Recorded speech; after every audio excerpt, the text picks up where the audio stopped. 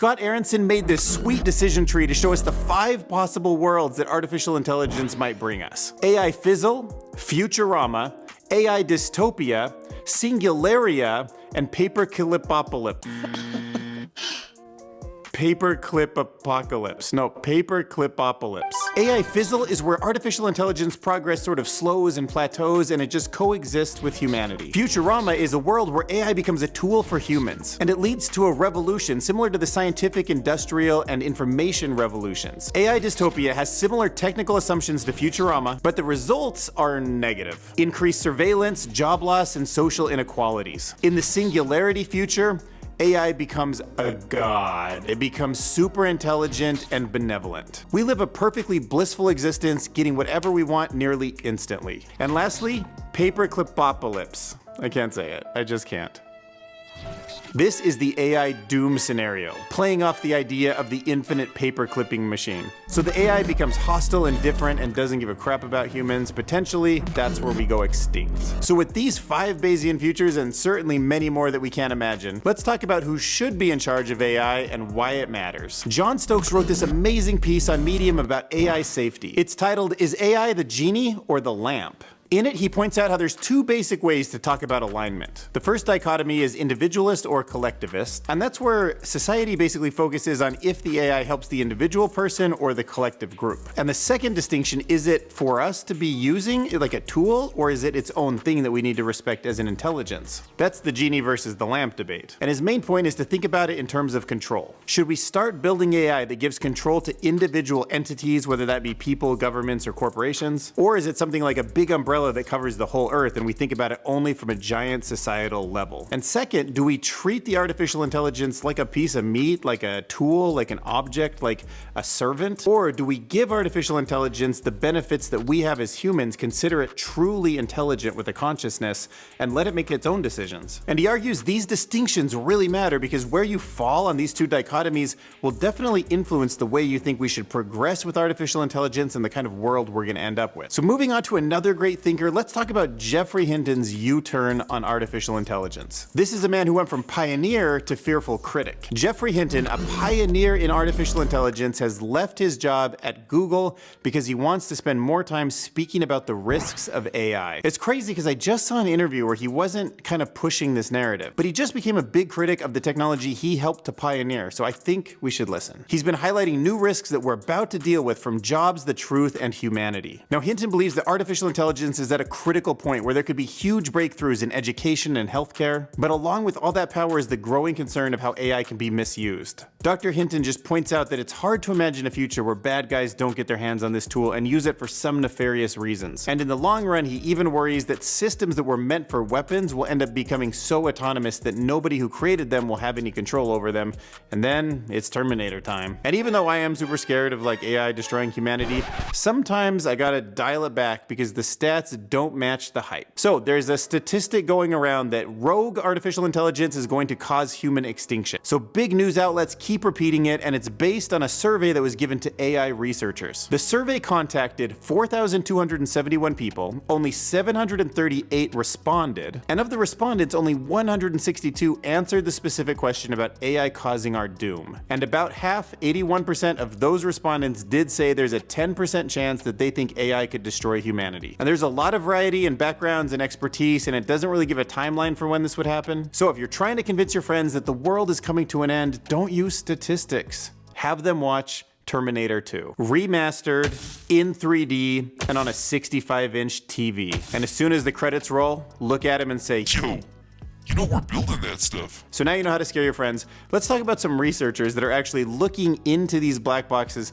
trying to learn more about why artificial intelligence makes the decisions it does. Cynthia Rudin is a researcher at Duke University, and she's working to make machine learning models more understandable and transparent. So when the thinking behind the decision really matters, like making a medical decision or giving a loan to somebody, this kind of transparency can help walk us through the logic, and it makes sense to the person on the receiving end of that decision. And that's not something big big models like ChatGPT actually do right now. She points out in healthcare, sometimes you might get a decision from a machine learning model, but you want to know, is that based on this exact patient or was that pulled from an average? And right now it's not easy to train an interpretable model. It takes much more effort and we're not as advanced in the science. But she thinks the extra effort is definitely worth it for a high stakes decision.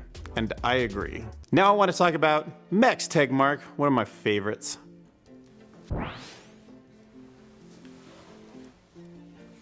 I've even got his book on the bookshelf over here, Live 3.0. You guys would love it. So by now you know that there's a lot of experts that are really worried about the risks that come along with artificial intelligence. And Max Tegmark from MIT wants you to remember a movie called Don't Look Up. Did you ever see it? It was on Netflix. Max says it's kind of like that, but you swap out the asteroid with AI. In that movie, basically nobody moves fast enough, nobody listens to the scientists who actually have a plan to stop the Earth from getting hit by this asteroid. That movie was often described as true, but it hasn't happened yet. Might be the same situation. Like in the movie, a lot of people think what the scientists are trying to say is a joke. But Tegmark says that it's no laughing matter and it's not cool because artificial intelligence really does pose some serious risks we should be talking about. And maybe even the end of the world as we know it, just like the asteroid that hit the dinosaurs. But look, some of the worlds we talked about at the beginning of the video were like Futurama, and that seems like an awesome future. So now let's ask the question, does it look like we will be able to tame the behavior of an artificial intelligence? Have you ever wondered if at the end of the day we're going to figure out how to get a big chatbot, a large language model like ChatGPT, to actually say what we want it to say and do what we want it to do? That's a tricky question, but one way to define it and measure it is something called behavioral expectation bounds. It's a concept that we can use to make language-based chatbots safer and smarter. So one of the amazing things about working with ChatGPT is that you can sort of prompt it in a way that feels very natural. You know you didn't explicitly give it lots of details, and it just seems to understand like a person. It's a little bit of a double-edged sword because if we're not specific about what we want, it can interpret it and make decisions that might be harmful without our intent. And ironically, one of the ways that we train them now to be safer is we bring humans in to give them feedback. But in this model, that would make it generalize even more, making it more risky that it would behave incorrectly and dangerously in the future. And you're probably aware of ChatGPT jailbreaks by now, where people prompt it in a tricky way, usually to make it think it's role-playing so that it can break its safety rules. But one interesting way to start safeguarding these systems is to think of it a little bit like an onion, where you have an inner circle, which is more like ChatGPT, and then you start putting different layers that are focused on different things on top of it. So Daniel Kahneman wrote this amazing book called Thinking Fast and Slow, and it argues that our brains basically have two systems, two modes, a fast mode and a slow mode. Imagine it like an elephant, the fast primal brain, and its rider, the slow, evolved, more thoughtful, long-term brain. Well, NVIDIA made this new piece of software that's called NeMo Guardrails, and it works a little bit like the slow thinking brain that you put on top of the ChatGPT. Imagine a business using GPT-4 for customer service. If the customer is chatting with the system to get answers, this would sit in between. It would feel seamless because it works so quick, but it would be there. And the way this guardrail system works is you actually write specific files with something called canonical terms. And these are terms that simplify the way that we talk. They're big buckets that capture lots of concepts. So if you say hi to a chatbot, it goes into a bucket called greetings, it's all greenlit, let it through. But how would ChatGPT feel about that? Or does it feel at all? Let's talk about that now. So a group called the Association of Mathematical Consciousness Sciences, AMCS, is asking that scientists speed up their work on trying to understand consciousness. And I'm not surprised because they're worried chatbots like Bard and ChatGPT are getting really smart. They want to know with some level of certainty. They want some evidence.